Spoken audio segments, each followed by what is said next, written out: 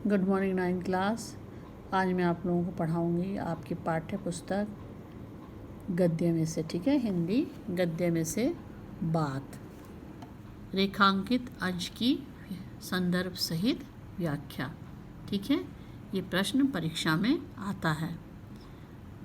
यदि हम वैद्य होते तो कफ और चित्त के सहवर्ती बात की व्याख्या करते तथा भूगोल वेत्ता होते तो किसी देश के जलपात का वर्णन करते, किंतु दोनों विषयों में से हमें एक बात कहने का भी प्रयोजन नहीं है।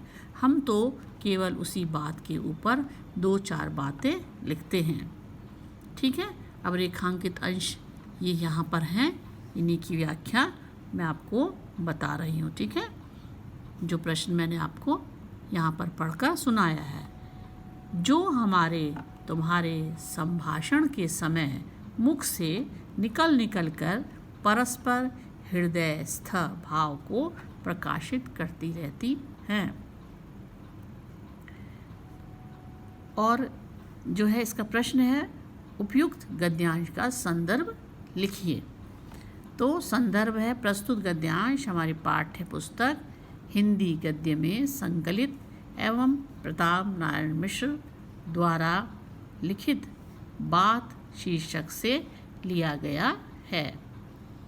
अब प्रसंग है, यहाँ लेखक बात के महत्व को बताते हुए कहते हैं कि जिस प्रकार का व्यक्ति होता है वह उसी प्रकार की बात करता है।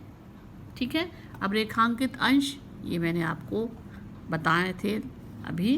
कोई रेखांकित अंशों की व्याख्या मैं आप लोगों को समझा रही हूँ। इन रेखांकित अंशों में लेखक बताते हैं कि एक व्यक्ति का जो स्वभाव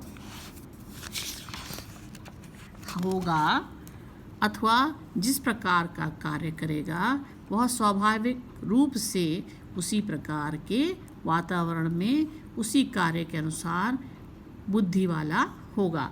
फिर वह उसी से संबंधित बात करेगा। जैसे यदि हम किसी वैद्य को लें तो वह अपने स्वभाव के अनुसार और कार्य के अनुसार किसी रोग से संबंधित बात करेगा। परंतु लेखक कहते हैं हम लोग उसी विषय पर बात लिखते हैं, बोलते हैं जो हमारे हृदय में भावनाओं के रूप में होती हैं।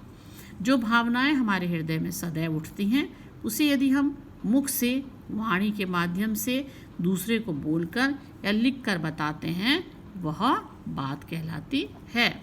फिर प्रश्न है, हम अपने हृदयस्थ भावों की अभिव्यक्ति किसके माध्यम से करते हैं? इसका उत्तर है, हम अपने हृदयस्थ भावों की अभिव्यक्ति बात के माध्यम से करते हैं। फिर प्रश्न है, भूगोल वेत्ता किसका अध्ययन करता है?